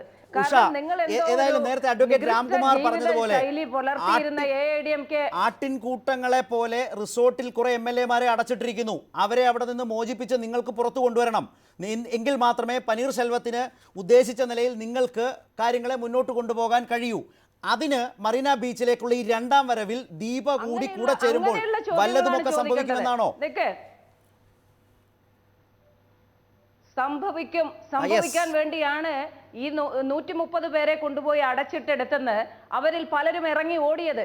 അതിലൊരു MLA-യുടെ അമ്മ മരിച്ചു പോയിട്ട് ആ അമ്മയെ കാണാൻ പോലും അനുവദിക്കാതെ ഈ ഇന്ത്യയിൽ നടക്കുന്ന, അതായത് ഇന്ത്യയിലാണ് ചെന്നൈ ഉള്ളത്, ചെന്നൈയിൽ ഇരിക്കുന്ന ഒരു സ്ഥലത്ത് ഒരു MLA-യുടെ അമ്മ മരിച്ചിട്ട് പോലും കാണാൻ അനുവദിക്കാതെ പൂട്ടിയിടുക എന്ന് പറയുന്നത് എവിടെയാണ് നടക്കാൻ പോകുന്നത്? നമ്മുടെ സംസ്കാരം എങ്ങോട്ട് പോകുന്നു? ഈ ചോദ്യം ഞാൻ ചോദിക്കാൻ തുടങ്ങിയിട്ട് കുറെ ദിവസങ്ങളായി. അതിന്റെ ഉത്തരമാണ് ഇന്ന് ശശികല അമ്മയ്ക്ക് ജയിൽ ശിക്ഷ അനുവദിച്ചു കൊടുത്തത്. ഒരൊറ്റ കാര്യം കൂടി, അതായത് ഇപ്പോഴും 120 പേരുണ്ട് ആ ക്യാമ്പിൽ, 120 പേരുണ്ട്. ഇപ്പോൾ നിങ്ങളുടെ ഒരു കണക്കുകൂട്ടൽ അനുസരിച്ച് എത്ര പേരെ വരെ ഇപ്പുറത്തേക്ക് കൊണ്ടുവരാനാകും? ഞാൻ കണക്ക് കൂട്ടൽ ഇവിടെ അവതരിപ്പിക്കുന്നില്ല. അവരെ തുറന്നു വിടൂ. അവരെ തുറന്നു വിട്ടു കഴിഞ്ഞാൽ അവരെവിടെ വരുമെന്ന് നിങ്ങൾക്ക് കാണാവുന്നതല്ലേ ഉള്ളൂ. കാരണം ഗുണ്ടായിസം കൊണ്ട് അവരെ അടച്ചു വെച്ചിട്ട് അതിന്റെ അകത്തുനിന്ന് അവരെ എങ്ങനെയെങ്കിലും പുറത്തു പൂർണ്ണമായും വിശ്വസിക്കാനാവില്ല ഉഷ. കാരണം ഞാൻ പറയാം, ശ്രീമതി ഭാഗ്യലക്ഷ്മി, 120 പേരുടെ ഒപ്പ് പളനിസ്വാമി ഗവർണർക്ക് കൊണ്ട് കൊടുക്കുകയാണ്. അത്ര ബോധ്യം. ശശികല ഇന്നലെ ഇവരെ എല്ലാം കൂട്ടി മാധ്യമങ്ങൾക്ക് മുമ്പിലെത്തി. ഇവർ പറയും പോലെ തുറന്നു വിട്ടാലുടൻ ഇവർ അടുത്ത ക്യാമ്പിലേക്ക് പോവും എന്ന് പറയാവുന്ന നിലയിൽ അത്രമേൽ ചെറുതായി കാണാമോ മറ്റേ ക്യാമ്പിനെയും, ശശികല ക്യാമ്പിനെയും? അതൊരിക്കലും വിശ്വസിക്കാൻ പറ്റുന്നില്ല. ഇപ്പം തന്നെ പളനിസ്വാമി ഇന്നിപ്പോൾ ഗവർണറെ കാണുന്നു എന്ന് പറയുന്നത് എങ്ങനെയാണ്? അദ്ദേഹം വളരെ ഉറച്ചൊരു തീരുമാനത്തിലാണല്ലോ. ഇത്രയും കാലം അദ്ദേഹവും അവിടെ ആയിരുന്നല്ലോ. അപ്പോൾ ഇത് അതൊന്നും അല്ല. ഇത് യഥാർത്ഥത്തിൽ MGRന്റെ കാലം മുതൽ ഇങ്ങോട്ടൊരു സെന്റിമെന്റൽ പൊളിറ്റിക്സ് ആണ് AIADMK കളിച്ചുകൊണ്ടിരിക്കുന്നത്. അവിടെ ഇതെല്ലാം ഞാൻ ചെയ്തത് നമ്മുടെ അമ്മയ്ക്ക് വേണ്ടിയാണ് എന്ന് ആ 120 പേരുടെ മുമ്പിൽ വെച്ച്, ആ അടച്ചിട്ട റിസോർട്ടിൽ വെച്ച് ശശികല പറഞ്ഞാൽ, ഈ ശ്രീമതി ഉഷ പറയുന്ന അതേ വാദം ഉദാഹരണമായി എടുത്താൽ ആ അമ്മയ്ക്ക് വേണ്ടി നിന്ന ചിന്നമ്മയ്ക്കൊപ്പം നിൽക്കാൻ അവർ അപ്പോഴും തീരുമാനിച്ചുകൂടെ? തീർച്ചയായിട്ടും അവരെ സംബന്ധിച്ച് ഇതിൻ്റെ പിന്നിലെല്ലാം നമുക്ക് വ്യക്തമായിട്ട് അറിയാവുന്ന ഒരു കാര്യമുണ്ട്. നല്ല ഓഫർ കൊടുത്താണ് എല്ലാവരെയും കൊണ്ടുപോയി അവിടെ പൂട്ടി വെച്ചിരിക്കുന്നത്. ഇത് തിരിച്ചു തുറന്നു വിട്ടാൽ ഇവർ ഓടി ഈ പറയുന്നത് പോലെ പനീർസെൽവത്തിന്റെ കൂടെ പോകുമെന്ന് വിശ്വസിക്കാൻ പറ്റില്ല. ഒരിക്കലും സംഭവിക്കില്ല. ഇവിടെ അവർക്ക് കൊടുക്കേണ്ട സ്ഥാനമാനങ്ങളും കൊടുക്കേണ്ട ദ്രവ്യങ്ങളും എല്ലാം കൊടുത്തിട്ട് തന്നെ ആയിരിക്കും കൊണ്ടിരുത്തിയിരിക്കുന്നത്. അത് അവിടെ മാത്രമേ. പക്ഷേ സ്ഥാനമാനങ്ങളും ദ്രവ്യങ്ങളും കൊടുത്തിരുന്നപ്പോൾ ഈ ശശികല എന്ന് പറയുന്ന അവര് കുറ്റങ്ങൾ ഏറ്റെടുക്കാതെ ജയിൽ പോകാൻ സന്നദ്ധയായിട്ട് ഇരിക്കുന്ന ഒരാളല്ലായിരുന്നു. അവരുടെ പ്രതീക്ഷ തീർച്ചയായും ശശികല അമ്മ മുഖ്യമന്ത്രി സ്ഥാനത്ത് വരുമെന്ന് അറിഞ്ഞതുകൊണ്ടായി. പക്ഷെ ഇന്നത്തെ വിധി നിങ്ങളുടെ പാർട്ടിക്ക് പുതിയതൊന്നും അല്ലല്ലോ ഉഷ. നിങ്ങളുടെ പാർട്ടിക്ക് ഈ വിധി പുതിയതൊന്നുമല്ല. ജയലളിത തന്നെ, സാക്ഷാൽ ജയലളിത തന്നെ ഇതിനെ അനുഭവിച്ചിട്ടുണ്ട്. അന്ന് പനീർസെൽവത്തെ ഇരുത്തി പഠിപ്പിച്ചതും അവർ തന്നെയാണ്. അതേ പാതയിൽ ഞാൻ മുമ്പ് പറഞ്ഞ പോലെ നമ്മുടെ അമ്മയ്ക്ക് വേണ്ടിയാണ് ഞാനും ഇതൊക്കെ ചെയ്തത്. അങ്ങനെ തന്നെയാണ് ആ കേസും. ഒറ്റ രാത്രി കൊണ്ട് പവർ ഓഫ് അറ്റോർണി അവരുടെ പേരിലേക്ക് മാറ്റുന്നു, നിയമപരമായ കുരുക്കളിൽ നിന്ന് ജയലളിതയെ രക്ഷിക്കാൻ. അത് കോടതിയിൽ പിടിക്കപ്പെടുകയാണ് ഉണ്ടായത്. ഈ വാദം വന്നാൽ ആ MLA-മാരും കൂടെ നിൽക്കും. ആ ഉറപ്പൊരു പക്ഷേ ശശികലയ്ക്ക് ഉണ്ടാവും, നിങ്ങൾ പറയുന്നതിനേക്കാളും അപ്പുറം. ഇപ്പോ ശശികല എന്ന് പറയുന്ന സ്ത്രീയെ ജയിലിലോട്ട് അയച്ചു കഴിയുമ്പോൾ MLA-മാർക്ക് ഉണ്ടാവുന്ന അരക്ഷിതാവസ്ഥയാണ് OPS-ന്റെ കൂടെ വരാൻ അവരെ പ്രേരിപ്പിക്കുന്ന ഘടകം. അത് വ്യക്തമായ സത്യമാണ്. ഇല്ല എങ്കിൽ ഈ 4.5 വർഷം കഴിയുമ്പോൾ AIADMK എന്ന് പറയുന്ന ഒരു പാർട്ടി ചെന്നൈയിൽ നിലനിൽക്കാൻ വളരെ പ്രയാസമാണ്. ഇതാണ് അതിലെ ഒരു പ്രധാനപ്പെട്ട ഭാഗം. ഇപ്പോൾ ഉഷ പറഞ്ഞതുണ്ട്. ഇപ്പോൾ ശശികല പോയി കഴിഞ്ഞാൽ ആ ക്യാമ്പിൽ തന്നെ, ശശികല പക്ഷത്തിൽ തന്നെ വലിയ തർക്കങ്ങളുണ്ടാകാം. തമ്പിദുരൈ അടക്കമുള്ള മുതിർന്ന നേതാക്കളുണ്ട്. കലാപങ്ങളുണ്ടാകാം, കലഹങ്ങളുണ്ടാകാം, പിളർപ്പുകൾ ഉണ്ടാകാം. MLA-മാർ വലിയ നിലയിൽ ആശങ്കയുള്ളവരാണ് എന്ന് വന്നാൽ, എങ്ങനെ വന്നാലും ചിലപ്പോൾ കളം മാറിയേക്കാം. സാധ്യത കൂടുതലാണോ?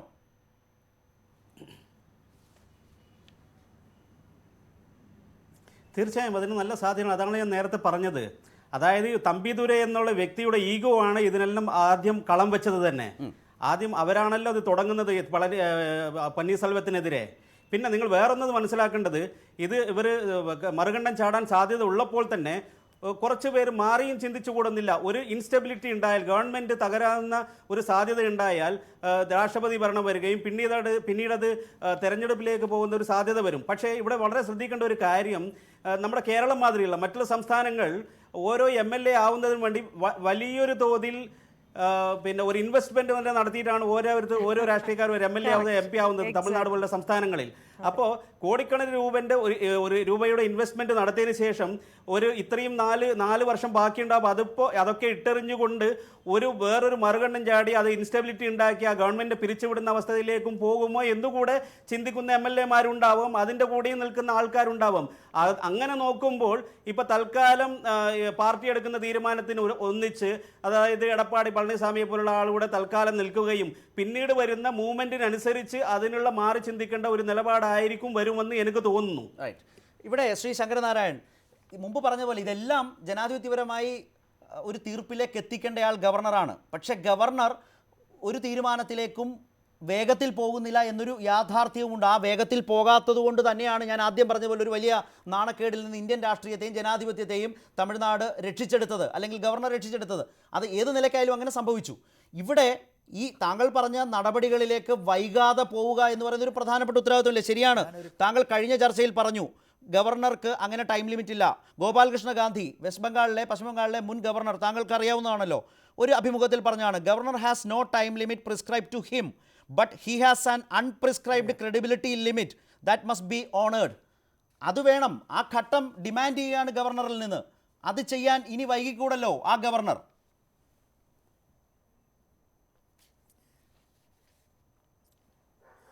ഈ ഗവർണറെ സംബന്ധിച്ചിടത്തോളം ഇപ്പം നടക്കുന്ന ഈ നാടകമൊന്നും ഗവർണർക്ക് ബാധകമല്ല. അവിടെ പോയി ഇവിടെ പോയി അവരെ കണ്ടു, സ്വപ്നം കണ്ടു, ഇതൊന്നും ഗവർണർക്ക് ബാധകമല്ല. ഗവർണർക്ക് ബാധകമുള്ളത് ഭരണഘടന മാത്രമേ ഉള്ളൂ. ആ ഭരണഘടനയ്ക്ക് ഉള്ളിൽ നിന്നുകൊണ്ട് ചെയ്യണം. അതാണ് ഗവർണർ സാറ്റിസ്ഫൈഡ് ആയിരിക്കണം. ഗവർണർ സാറ്റിസ്ഫൈഡ് ആയി കഴിഞ്ഞാൽ കാലതാമസം കൂടാതെ ഒരു തീരുമാനമെടുക്കണം. പ്രിസ്ക്രൈബ്ഡ് ടൈം ഇല്ല എന്ന് പറഞ്ഞാൽ അന്തമില്ലാത്ത ടൈമില്ല എന്നല്ല അർത്ഥം. അത് ഗവർണർ തീരുമാനിക്കണം ഈ സമയത്തിനുള്ളിൽ ചെയ്യണമെന്ന്. എന്നെ സംബന്ധിച്ചിടത്തോളം എനിക്ക് തോന്നുന്നത് തീർച്ചയായിട്ടും ഗവർണർ ചെയ്യുന്നുള്ളത് തന്നെയാണ് എൻ്റെ വിശ്വാസം. ഇന്നത്തെ ഒരു സാഹചര്യത്തിൽ ദീർഘകാലം മഹാരാഷ്ട്ര പോലെയുള്ള വളരെ പ്രധാനപ്പെട്ട സംസ്ഥാനത്തിൽ ഗവർണറായിരുന്ന ആളാണല്ലോ താങ്കൾ.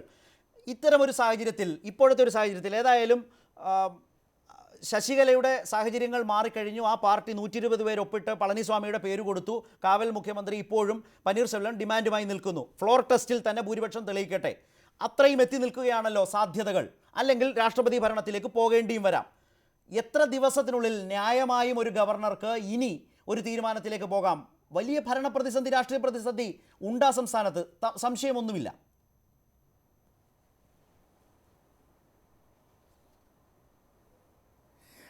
ഗവർണർക്ക് കാലതാമസത്തിൻ്റെ ആവശ്യമില്ല. ഗവർണർക്ക് ഇനി തീരുമാനം എടുക്കേണ്ട കാര്യമുള്ളൂ. എല്ലാം everything is on the table. ഇനി ഗവർണർക്ക് തീരുമാനം എടുക്കേണ്ട കാര്യം മാത്രമേ ഉള്ളൂ. തീർച്ചയായും ഞാൻ ദയവായി ഇടപെടുന്നു. മറ്റൊന്നും കൊണ്ടല്ല, മറീന ബീച്ചിൽ നിന്നുള്ള തത്സമയ ദൃശ്യങ്ങൾ വരുന്നു. താങ്കൾ പറഞ്ഞതുപോലെ എല്ലാ വിവരങ്ങളും ഗവർണറുടെ മുൻപിൽ എത്തിയിരിക്കുന്നു. ഗവർണർക്ക് തീരുമാനമെടുക്കേണ്ട കാലതാമസം മാത്രമേ ഉള്ളൂ. അങ്ങനെ വന്നാൽ സുപ്രധാന തീരുമാനങ്ങൾ നാളെ തന്നെ പ്രതീക്ഷിക്കാം എന്ന അവസ്ഥയിലെന്ന് മുൻ ഗവർണർ ശ്രീ ശങ്കരനാരായണൻ തന്നെ തൻ്റെ അനുഭവത്തിൽ നിന്ന് തമിഴ്നാട്ടിലെ ഈ രാഷ്ട്രീയ പ്രതിസന്ധിയെക്കുറിച്ചാണ് ഇപ്പോൾ വിശദീകരിച്ചത്. മറീന ബീച്ചിൽ നിന്നുള്ള തത്സമയ ദൃശ്യങ്ങൾ കാണാം. മാധ്യമങ്ങൾ തിരക്ക് കൂട്ടുകയാണ്. എന്താണ് യഥാർത്ഥത്തിൽ പനീർശെൽവത്തിനും മറ്റും പറയാനുള്ളത് എന്നറിയാൻ.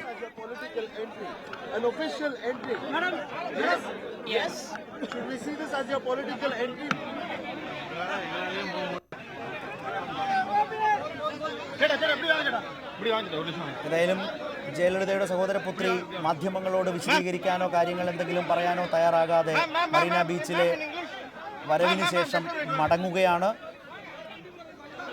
ഇവിടെ അഡ്വക്കേറ്റ് രാംകുമാർ, ഇത്തരം നാടകങ്ങൾ അവിടെ നടക്കട്ടെ. പക്ഷേ അദ്ദേഹം പറഞ്ഞ പോലെ അധികം വൈകാതെ തന്നെ ഗവർണറിൽ നിന്ന് ഒരു തീരുമാനം ഉണ്ടാകേണ്ടത് തന്നെയാണ്. കാരണം DMK നേതാവ് സ്റ്റാലിൻ പ്രധാനമന്ത്രിക്ക് വരെ കത്തയച്ചു. ഇപ്പോൾ നീറ്റ് പരീക്ഷയുമായി ബന്ധപ്പെട്ട് അവിടെ നിൽക്കുന്ന ആശങ്കകളിൽ നിയമ ഭേദഗതിയുടെ കാര്യത്തിൽ രാഷ്ട്രപതിയുടെ അനുമതിയും മറ്റും വാങ്ങാൻ പ്രധാനമന്ത്രി ഇടപെടണം എന്നവർ ആവശ്യപ്പെടുന്നു. സംസ്ഥാന ബജറ്റിൻ്റെ നടപടികളും തയ്യാറെടുപ്പുകളും എങ്ങും എത്തിയിട്ടില്ല. 200-ൽ പരം കർഷകർ മരിച്ച അവസ്ഥ തമിഴ്നാട്ടിലാകെ നിൽക്കുന്നു. കാർഷിക പ്രതിസന്ധിയുണ്ട്. ഇതിലൊക്കെ ഭരണപരമായ പ്രതിസന്ധി എന്നൊരു പശ്ചാത്തലം നിൽക്കെ അതറിയാത്ത ആളല്ല ഗവർണർ. അധികം വൈകാതെ നേരത്തെ ശ്രീ ശങ്കരനാരായണൻ പറഞ്ഞതുപോലെ തീരുമാനം നാളെ തന്നെ പ്രതീക്ഷിക്കാം എന്ന് കരുതുന്നയാളാണോ താങ്കൾ? അല്ല, ഞാൻ ഈ കാര്യത്തിൽ എൻ്റെ വളരെ മാന്യ സുഹൃത്തും അടുത്തറിയുന്നതുമായ ശ്രീ ശങ്കരനാരായണനോട് അല്പം വിയോജിപ്പ് പ്രകടിപ്പിക്കുന്നു. കാരണം ഇവിടെ നമ്മുടെ അനുഭവത്തിൽ സത്യത്തിൽ ഗവർണറാണ് ജനാധിപത്യത്തിൻ്റെ ഒരംശം പോലും നിലനിർത്താൻ സഹായിച്ചത്. ജനാധിപത്യത്തിൻ്റെ പേരിൽ മുറയിടുന്ന ജനങ്ങളുടെ പ്രതിനിധികൾ വൃത്തികെട്ട രാഷ്ട്രീയം കളിക്കുന്നത് ഈ രാജ്യത്തെ മുഴുവൻ ജനങ്ങളും കണ്ടതാണ്. അവരെ ഒരു റിസോർട്ട് കൊണ്ടുപോയി താമസിപ്പിച്ച് എല്ലാ സൗകര്യങ്ങളും കൊടുത്ത് അവരെ നിയന്ത്രിക്കുന്ന ആളുടെ പരിധിയിൽ നിർത്തിക്കൊണ്ട് അവരിൽ നിന്ന് ഒപ്പ് മേടിച്ച് ഗവർണർ മുമ്പാകെ കൊടുക്കുമ്പോൾ ആ ഒപ്പ് സത്യമാണോ അല്ലേ എന്ന് പരിശോധിക്കാൻ ഒരു ജനാധിപത്യ സംവിധാനത്തിലെ ഗവർണർക്ക് ബാധ്യതയില്ലേ, അവകാശമില്ലേ? എൻ്റെ അഭിപ്രായത്തിലുണ്ട്. കാരണം ഭരണഘടനയുടെ 163 അനുച്ഛേദം ഈ കാര്യത്തിൽ ഗവർണർക്ക് പരിമിതിയില്ലാത്ത അധികാരമാണ് കൊടുത്തിരിക്കുന്നത്. ശ്രീ എടപ്പാടി പളനിസ്വാമി 120 പേരുടെ ഒപ്പിട്ട് കൊടുത്തു. ഈ 120 ഒപ്പുകൾ സത്യമാണ് എന്ന് ഗവർണർക്ക് എങ്ങനെ അറിയാം? അതുകൊണ്ടാണ് ഞാൻ നേരത്തെ പറഞ്ഞത്, ജനാധിപത്യ മര്യാദ പാലിക്കാൻ ബാധ്യസ്ഥനായൊരു ഗവർണറാണെങ്കിൽ അദ്ദേഹം ആദ്യം ചെയ്യേണ്ടത് ശ്രീ പളനിസ്വാമിയോട് അഭ്യർത്ഥിക്കണം, നിങ്ങൾ നിങ്ങളുടെ MLA-മാരെ കൂട് തുറന്ന് പുറത്ത് വിടൂ, അവരെ സ്വതന്ത്രരാക്കൂ, അവരവരുടെ മണ്ഡലങ്ങളിൽ പോയി അവർക്ക് വോട്ട് ചെയ്തവരുമായിട്ട് സമ്പർക്കം ഒന്ന് ഇടപെടുന്നു. ശ്രീമതി ഭാഗ്യലക്ഷ്മി, താങ്കളുടെ അഭിപ്രായത്തോട് പൂർണ്ണമായും പിന്തുണ പ്രഖ്യാപിക്കുന്നു ആവേശപൂർവ്വം. അതെ, തീർച്ചയായിട്ടും. ഇപ്പോൾ രാംകുമാർ സാർ പറഞ്ഞതാണ് അതിൻ്റെ സത്യം. ഇവിടെ ഒരു കാര്യം, ഉഷയ്ക്ക് എത്രമാത്രം ഈ പാർട്ടിയുടെ ഉള്ളിലുള്ള കളികൾ അറിയും നമുക്ക് ആർക്കും അറിയില്ല. പക്ഷേ ഇതിൽ നിന്ന് ബുദ്ധിപൂർവ്വം നമുക്ക് മനസ്സിലാവാൻ പറ്റുന്ന ഒരു കാര്യമുണ്ട്. പളനിസ്വാമി എന്ന് പറയുന്ന വ്യക്തിക്ക് ഭംഗിയായിട്ടൊരു മുഖ്യമന്ത്രി സ്ഥാനം ഓഫർ ചെയ്ത് കഴിഞ്ഞാൽ ഇനി ഈ പാർട്ടിക്കകത്ത് ഒരു അഴിച്ചുപണിയാണ് നടക്കാൻ പോകുന്നത്. ഈ അഴിച്ചുപണിയിൽ ഈ 130 പേര് ഒരു പക്ഷേ സപ്പോർട്ട് ചെയ്യുന്നവരാണെങ്കിൽ ഇവർക്കെല്ലാം ഓരോ മന്ത്രിസ്ഥാനങ്ങൾ കൊടുത്ത്, പക്ഷേ എൻ്റെ ചോദ്യം അതല്ല, ഈ ജനം എന്ന് പറയുന്നവർക്ക് ഒരു വിലയുമില്ലേ? ഇവരെയൊക്കെ തെരഞ്ഞെടുത്ത് ഇവിടെ കൊണ്ടുവന്ന് ഇവർക്കെല്ലാം വോട്ട് ചെയ്ത് വിജയിപ്പിച്ച് ഇവിടെ വരെ എത്തിച്ച ജനങ്ങളുടെ അഭിപ്രായത്തിന് ഒരു വിലയുമില്ലാതെ ശശികല കുറേ കാര്യങ്ങൾ, ഇതെന്താ ഇവർ അച്ഛൻ്റെ വീട്ടിലെ സ്വത്തോ ഇങ്ങനെ ഇവരെല്ലാവരും കൂടെ ഷെയർ ചെയ്ത് കൊടുക്കാൻ? അവരുടെ അമ്മയുടെ സ്വത്തായിട്ടാണ് അതിനെ കാണുന്നത്. എന്താണ് ഇത് എവിടെയാണ് ഇത്? എന്ത് അനീതിയാണ് ഈ തമിഴ് ജനങ്ങളോട് ഇവർ കാണിക്കുന്നത്? ഗവർണറുടെ മുമ്പേ കൊണ്ടുവന്ന് ഈ 130 പേരെ കൊണ്ട് ഒപ്പിടിപ്പിക്കാനുള്ള ധൈര്യമുണ്ടോ എന്നാണ് ഇപ്പൊ ചോദിക്കേണ്ടത്. ഞാൻ ശ്രീ ശങ്കരനാരായണനിലേക്കും ശ്രീമതി ഉഷയിലേക്കും അൻവറിലേക്കുമാണ് വരുന്നത്. ഇപ്പോൾ ടെലിഫോൺ ലൈനിൽ പ്രമുഖ തമിഴ് എഴുത്തുകാരൻ സാഹിത്യകാരൻ ചാരു നിവേദിത ചേരുകയാണ്. ശ്രീ ചാരു നിവേദിത, എന്താണ് തമിഴ്നാട്ടിൽ സംഭവിച്ചുകൊണ്ടിരിക്കുന്നത്? തമിഴ്നാടിൻ്റെ ആ സംസ്കാരം, പൈതൃകം അതെല്ലാം ഇല്ലാതാക്കുന്ന വിധമുള്ള വലിയ നാടകങ്ങളാണ്, പൊളിറ്റിക്കൽ ഡ്രാമയാണ് നടന്നുകൊണ്ടിരിക്കുന്നത്. ഒരു നാടിനെ തന്നെ ഇല്ലാതാക്കുന്ന, നാണം കെടുത്തുന്ന അവസ്ഥ. ദ്രാവിഡ രാഷ്ട്രീയം തകർച്ചയുടെ ഘട്ടത്തിലേക്ക് നീങ്ങുകയാണോ? ஆமாம், இது வந்து பொலிட்டிக்கல் ட்ராமா மட்டும் இல்லை, பொலிட்டிக்கல் அப்சர்டு ட்ராமா. என்ன, இப்போ ஒரு அபத்த நாடகம் அப்படின்னு சொல்லலாம். அது வந்து இந்த திராவிடியன் பார்ட்டிஸ் அப்போதிலிருந்து ஆரம்பிச்சாச்சு. கருணாநிதி பீரியட்ல இருந்து இந்த சைக்கோ ஃபேன்சி, அப்புறம் ஜெயலலிதா பீரியட்ல ரொம்ப அதிகமா அந்த சைக்கோ ஃபேன்சி, எல்லாரும் காலில் விழுறது இங்க பார்த்துருப்பீங்க. சீஃப் மினிஸ்டரோட காலில் எல்லாரும் விழுவாங்க, அப்படியே அந்த மினிஸ்டர்ஸ் அத்தனை பேரும். ஸோ அது ஒரு அடிமை ராஜ்யமா தான் இங்க நடந்துகிட்டு இருந்தது. இப்போ இந்த சுப்ரீம் கோர்ட் ஜட்ஜ்மெண்ட்ல இப்போ ஜெயலலிதா அதாவது கீ அவங்க தான் கில்ட்டியா பண்ணிருக்கிறதுனால இந்த எலெக்ஷனே இப்ப செல்லாது இல்லையா? ஏன்னா அவங்க அந்த குன்ஹாவோட ஜட்ஜ்மெண்ட் தானே இது கரெக்ட்னு சொல்லியிருக்காரு. ஸோ இந்த 4 அக்யூஸ்டுமே இப்ப கில்ட்டி அப்படிங்கிறதுனால ஜெயலலிதா சீஃப் மினிஸ்டரா வந்ததே இப்ப செல்லாது. ப்ரீ எலெக்ஷன் தான் இப்ப கரெக்டா இருக்க முடியும். அதுவும் இந்த சசிகலா என்னன்னா எல்லாருமே கரெக்ட் தானே, அதுல சசிகலா இருந்தா என்ன அப்படிங்கிறது. அதாவது மாஃபியாவே வந்து நின்று இப்போ வந்து இன்னைக்கு வந்து நம்ம பேசுறது, நம்ம செல்போன்ல ஒருத்தரோட பேசுறது எல்லாம் எதுவுமே சீக்ரசி இல்லாம போயிடுச்சு. எல்லாமே everything is transparent these days. நம்ம சேட் பண்றது, டெலிபோன்ல பேசுறது. ஆனா 72 days அந்த சீஃப் மினிஸ்டர் ஜெயலலிதாவை வந்து ஹாஸ்பிட்டல்ல வச்சு யாருமே பார்க்க முடியாது. ஈவன் கவர்னர் குட் நாட் അതെ. இல்லையா? அப்போ அது வந்து கடைசி final day she is dead அப்படின்னு சொல்லும் போது பீப்புள் ஒரு அஜிடேட்டட். இப்ப என்ன பண்ணலாம்னு எனக்கு தோணுதுன்னா, ஒண்ணு ரீஎலெக்ஷன் பண்ணணும், வைக்கணும். அடுத்தது நம்ம இந்த மாதிரியான மாஃபியா வந்து உட்காரும் போது நம்ம வந்து திரும்ப அழைச்சுக்கிறது. അതായത് ശ്രീ ചാരുനിവേദിത, താങ്കൾ പറയുന്നത് ഇതുപോലെ നാണം കെട്ട സർക്കാരിനെ ഞങ്ങൾക്ക് വേണ്ട എന്നൊരു ജനത പറയുന്നിടത്ത് തമിഴ്നാട് നിൽക്കുകയാണോ? வேண்டான்னு எல்லாம் ஜனதா வந்து சொல்லுது. ஆனா அதை திரும்ப எடுத்துக்கிறதுக்கான இது வந்து நம்ம கான்ஸ்டிடியூஷன் படி இல்லையே. இப்ப எனக்கு ஒருத்தரை பிடிக்கல, இந்த கட்சி ஜெயலலிதாவை நான் செலக்ட் பண்ண, இப்ப சசிகலா வந்து உட்கார்ந்தா நான் வந்து திரும்ப எடுத்துக்கிறேன், திரும்ப பெற்றுக்கிறேன் அப்படிங்கிற அந்த ஃபெசிலிட்டி வந்து ஜனதாவுக்கு நம்ம கான்ஸ்டிடியூஷன் படி இல்லை. அதை வந்து இப்ப தமிழ்நாட்டுல மூலமா இந்த ப்ரொட்டஸ்ட் മൂലമാ, ஏன்னா people were so much agitated. Right. വളരെയധികം നന്ദി ശ്രീ ചാരു നിവേദിത. ശ്രീമതി ഉഷ ഇപ്പോൾ നമ്മൾക്കൊപ്പം ഉണ്ടായിരുന്നു, ഇപ്പോൾ ഇല്ല എന്നാണ് വിചാരിക്കുന്നത്. ശ്രീ ശങ്കരനാരായൺ, അദ്ദേഹം പറഞ്ഞത് തമിഴിലെ ഏറ്റവും പ്രശസ്തനായ മലയാളികൾ ഒരുപാട് വായിക്കുന്ന എഴുത്തുകാരനാണ് ചാരു നിവേദിത. ചാരു പറഞ്ഞൊരു പ്രധാനപ്പെട്ട കാര്യം, അടിമ രാജ്യമാണ്, മാഫിയയും വാഴുന്ന രാജ്യമായി, സംസ്ഥാനമായി തമിഴ്നാട് മാറിയിരിക്കുന്നു. ഈ അടിമ രാജ്യത്ത് നിന്നൊരു മോചനം ജനത ആഗ്രഹിക്കുന്നു. അജിറ്റേറ്റഡ് ആണ് ആ ജനത. പക്ഷേ അത് ഏതൊക്കെ രൂപത്തിലാണ് മാറുക എന്ന് പറയാനാവില്ല. നമ്മുടെ ജനാധിപത്യത്തിൻ്റെ മറ്റൊരു സവിശേഷമായ അവസ്ഥ കൂടിയാണ്. നേരത്തെ അഡ്വക്കേറ്റ് രാംകുമാർ പറഞ്ഞതുപോലെ, ശ്രീമതി ഭാഗ്യലക്ഷ്മി പിന്തുണച്ചതുപോലെ, ഗവർണർ ഈ MLA-മാരെ സ്വതന്ത്രമാക്കി രാജ്ഭവനിൽ വരുത്തിച്ച് എന്താണ് ഇവരുടെ മനോഭാവം, എന്താണ് ഇവരുടെ നിലപാട് എന്നറിയുന്നിടത്തൊരു ഉത്തരവാദിത്വം ഗവർണർ കാഴ്ചവെക്കേണ്ടതുണ്ട്. എന്നിട്ട് മാത്രമേ സഭയിലേക്ക് വിശ്വാസ വോട്ടിലേക്ക് പോകാവൂ.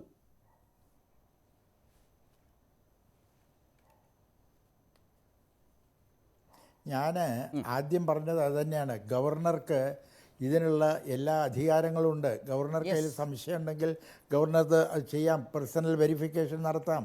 ആ വെരിഫിക്കേഷൻ നടത്തി കഴിഞ്ഞതിന് ശേഷം തീരുമാനമെടുക്കാം. അത് കഴിഞ്ഞിട്ട് ഫ്ലോറിലേക്ക് അയക്കാം. ഫ്ലോറിലേക്ക് അയച്ചു കഴിഞ്ഞതിന് ശേഷം അവിടെയും ഫ്ലോറിൽ ടെസ്റ്റ് നടത്താം. ഇതൊക്കെ ചെയ്യണം. That is why I am coming to the main point now. അതിലാണ് നമുക്ക് ഡിസിഷൻ വേണ്ടത്. അത് ഗവർണർ തീർച്ചയായിട്ടും എടുക്കാതിരിക്കില്ല, കാലതാമസം വരുത്താൻ പറ്റില്ല എന്നാണ് എൻ്റെ വിശ്വാസം.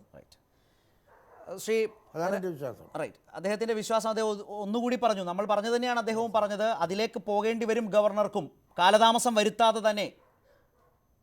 ശ്രീ രാംകുമാർ.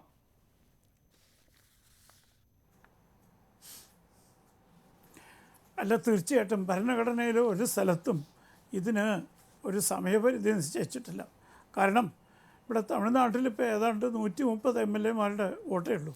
ഒരു പുതിയ ഡെവലപ്മെന്റ് കൂടി അഡ്വക്കേറ്റ് രാംകുമാർ താങ്കളുടെ മുമ്പിലേക്കും ചർച്ച അവസാനിപ്പിക്കുന്ന ഒരു ഘട്ടത്തിൽ, അതായത് ശശികല ആ റിസോർട്ടിൽ നിന്ന് ചെന്നൈയിലേക്ക് വന്നു, പോയസ് ഗാർഡനിലെത്തി, നാളെ കീഴടങ്ങും. അതായത് പളനിസ്വാമിയെ മുഖ്യമന്ത്രിയാക്കാൻ വേണ്ടി കാത്തു നിൽക്കാൻ ഇനിയാവില്ല എന്നൊരു നിയമോപദേശം കിട്ടിയിട്ടുണ്ടാവും. ഇന്നലെ നേരത്തെ കേട്ടത് ഒരു 4 ദിവസത്തേക്കൊക്കെ സുപ്രീം കോടതിയുടെ അനുമതി ചോദിക്കാൻ പോകുന്നു എന്ന മട്ടിൽ കേട്ടിരുന്നു. എനിക്ക് അതിൻ്റെ നിയമവശം അറിയില്ല. പക്ഷേ അതെല്ലാം ഒഴിവാക്കി എത്രയും വേഗം പരപ്പന അഗ്രഹാര ജയിലിലേക്ക് നാളെ കീഴടങ്ങാൻ പോവുകയാണ്, വിചാരണ കോടതിയിലേക്ക് പോവുകയാണ്. അങ്ങനെ വന്നാൽ താങ്കൾ പറഞ്ഞ പോലെ MLA-മാർ കുറെ കൂടി സ്വതന്ത്രരാകാം.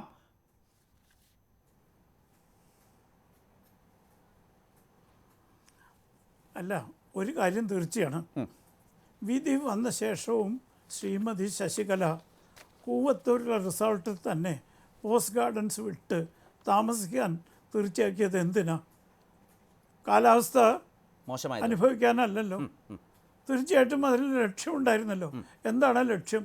തൻ്റെ സ്വാധീനവും പണവും ഭീഷണിയും ഉപയോഗിച്ചുകൊണ്ട് പളനിസ്വാമിയെ സഹായിക്കാമെന്ന് MLA-മാരിൽ നിന്ന് ഉറപ്പ് നേടുക. ഈ സാഹചര്യം ഗവർണർക്ക് തീർച്ചയായിട്ടും അവഗണിക്കാമോ? ജനാധിപത്യത്തിൻ്റെ കശാപ്പല്ലേ നടക്കുന്നത്? MLA-മാർ, ജനങ്ങൾ തിരഞ്ഞെടുത്ത MLA-മാർക്ക് സ്വന്തമായി അഭിപ്രായം പറയാൻ സ്വാതന്ത്ര്യമില്ലാതെ ഒരു റിസോർട്ടിൽ പറ്റിക്കൂടി അവിടെ സുഖസൗകര്യങ്ങൾ കൊടുക്കുന്ന ആളുകളെ വെച്ച് അവരുടെ അഭിപ്രായം ഭീഷണിയുടെ ബലത്തിൽ എടുക്കുന്നത് ഇത് ജനാധിപത്യ മര്യാദയാണോ? ജനാധിപത്യത്തിൻ്റെ കശാപ്പല്ലേ? ഈ ചെയ്യുന്നതൊക്കെ ജനാധിപത്യത്തിൻ്റെ പേരിലാണ്. അതുകൊണ്ടാണ് ഞാൻ നേരത്തെ പറഞ്ഞത്, ശരിയായാലും തെറ്റായാലും ഗവർണർ എടുത്ത തീരുമാനം കൊണ്ട് ജനാധിപത്യം അല്പമെങ്കിലും തമിഴ്നാട്ടിൽ സംരക്ഷിക്കപ്പെട്ടു. ശ്രീ സുബ്രഹ്മണ്യ സ്വാമിയെ പോലെയുള്ള രാഷ്ട്രീയ നേതാക്കന്മാർ അപഹാസ്യരായി. കാരണം വാദിക്കും പ്രതിക്കും ഒരുപോലെ വാദിക്കുന്ന ആളായി അദ്ദേഹം. തീർച്ചയായും ഞാൻ എൻ്റെ സമയം അവസാനിക്കുന്നു. ഇന്നുകൂടി താങ്കൾ പറഞ്ഞതുപോലെ ഇന്നും ഗവർണറെ ശ്രീ രാംകുമാർ ആ നിലയിൽ വിമർശിക്കുകയാണ് സുബ്രഹ്മണ്യ സ്വാമി ചെയ്തത്. ഞാൻ ഇടപെടുന്നു. അൻവർ ഒറ്റ വാചകത്തിൽ ചിന്നമ്മയുടെ മടക്കം ശശികല കുവത്തൂർ റിസോർട്ടിൽ നിന്ന് പോയസ് ഗാർഡനിലേക്ക് വന്നു, നാളെ അവിടെ നിന്ന് ബംഗളൂരു കോടതിയിലേക്ക് കീഴടങ്ങാൻ പോകുന്നു എന്ന് വെച്ചാൽ അൻവറിന് മനസ്സിലാവുന്നത് എന്താണ്?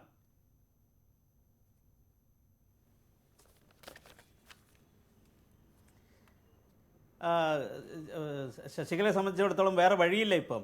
പിന്നെ നിങ്ങൾ പറഞ്ഞ മാതിരി ശശികല പോയത് കൊണ്ട് മാത്രം എല്ലാം കഴിഞ്ഞു എന്ന് തീരുമാനിക്കേണ്ട. കാരണം ശശികലയുടെ തീരുമാനിച്ചുറപ്പിച്ച് വെച്ച കുറേ ആൾക്കാരുടെ ഗുണ്ടകളുണ്ട് അവിടെ. ഇത്രയും ദിവസം അവരുടെ കാവൽക്കാരായി നിൽക്കുന്ന 250-250 ഗുണ്ടകളാണ് അവിടെ നിയന്ത്രിക്കുന്നത്. ഒരിക്കലും ഒരു അതിലേക്ക് തന്നെയാണോ വരുന്നതെന്ന് അറിയാൻ വേണ്ടി തന്നെയാണ് അങ്ങനെ ചോദിച്ചത്. എന്താണ് സംഭവിക്കാൻ പോകുന്നത്? രാജ്ഭവനിലും അല്ലെങ്കിൽ നിയമസഭയിലും എത്തിക്കണം. ശരി അൻവർ. ഭാഗ്യലക്ഷ്മി, അങ്ങനെ ജയിലിലേക്ക് മടങ്ങുന്ന ശശികല ആഗ്രഹിക്കുന്നത് ഭർത്താവ് നടരാജനിലൂടെ, മന്നാർഗുഡി ഫാമിലിയിലൂടെ, ആ മാഫിയയിലൂടെ, നേരത്തെ ചാരു നിവേദിത പറഞ്ഞതുപോലെ ഒരു മാഫിയ ഭരണം സാധ്യമാണെങ്കിൽ അത് ഉറപ്പിക്കാനോ ഉറപ്പിച്ച ശേഷമോ ആകാമോ, അല്ലെങ്കിൽ ആത്മവിശ്വാസത്തോടു കൂടിയാണോ അവർ മടങ്ങാൻ പോകുന്നത് ജയിലിലേക്ക്? തീർച്ചയായിട്ടും വളരെ ശക്തമായ അവർ പ്ലാനിങ് അത് ഉറപ്പിച്ചിട്ട് തന്നെയാണ് മടങ്ങുക. കാരണം അതാണ് അവരുടെ ഭാഗ്യലക്ഷ്മി. അൻവർ വ്യക്തമാണ് പറഞ്ഞത്. അവർ വളരെ പ്ലാൻ ചെയ്തുകൊണ്ട് തന്നെയായിരിക്കും ഈ യാത്ര പുറപ്പെടുന്നത്. പക്ഷേ എനിക്ക് പറയാനുള്ളൊരു കാര്യം, കേന്ദ്ര ഗവൺമെൻറ്, സുപ്രീം കോടതി, ഗവർണർ ഉൾപ്പെടെ ചിന്തിക്കേണ്ട, വളരെ ഗൗരവമായി ചിന്തിക്കേണ്ട ഒരു കാര്യം, ജനത എന്ന് പറയുന്ന ഒരു വിഭാഗമുണ്ട് ഇവിടെ. അവരെക്കുറിച്ച് നിങ്ങൾ ദയവ് ഇത് ഗൗരവമായി കാണണം. കാരണം കുറേ ഗുണ്ടകൾ ചേർന്ന് ഒരു സംസ്ഥാനത്തെ ഇല്ലാതെയാക്കിക്കൊണ്ടിരിക്കുമ്പോൾ ഇങ്ങനെ ഭാഗ്യലക്ഷ്മി, നിങ്ങളുടെ മേഖല കൂടി ആയതുകൊണ്ട് ഇതിന് ഒറ്റ വാചകത്തിൽ, കേരളം പോലെയല്ല, മലയാളം പോലെയല്ല, വലിയ സ്വാധീനമുള്ള തമിഴ് സിനിമാ രംഗം എവിടെയാണ് യഥാർത്ഥത്തിൽ? പനീർസെൽവം വന്ന് ഇരുന്നതിന് ശേഷമാണ് കമൽഹാസന്റെ ട്വീറ്റ് ഉണ്ടായത്, അല്ലെങ്കിൽ ഒരു വിമർശനം ഉണ്ടായത്. 1-2 പേർ പറഞ്ഞിട്ടുണ്ട്. ഒരു ധൈര്യപൂർവ്വമുള്ള ഒരു ഇടപെടൽ അവരുടെ ഭാഗത്തു നിന്നും ഉണ്ടായില്ലല്ലോ. ശരത്, നമ്മൾ സിനിമാക്കാരെ ഒന്നും പറയണ്ട. ജീവിതത്തിലും ജനതയിലുമുള്ള സ്വാധീനം കൊണ്ട് മാത്രം പറഞ്ഞതാ. എനിക്ക് വ്യക്തമായിട്ട് അറിയുന്ന ഇതേ ADMK-യിലുള്ള പല ആളുകളും എന്നോട് വ്യക്തമായിട്ട് പറഞ്ഞതാണ്, ഞങ്ങൾക്കൊന്നും ഇത് പ്രത്യക്ഷത്തിൽ ഇതിനെ സിനിമാക്കാരെ പറയുന്നത്. പനീർസെൽവം കബാലിയായി.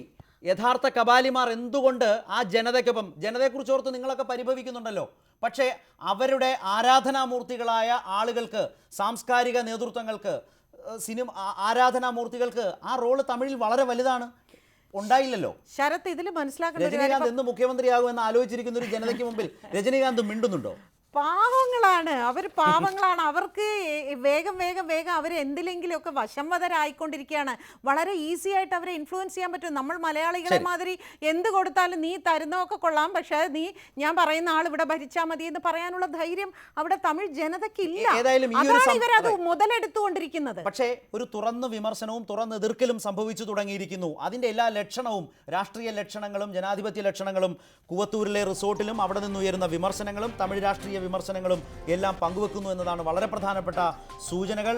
ആരാവും അന്തിമമായി വിജയിക്കുക? ജനാധിപത്യം നിലനിന്നുകൊണ്ടുള്ള ജനാധിപത്യപരമായ തീരുമാനങ്ങളിലേക്ക് തമിഴ്നാട് പോകുമോ?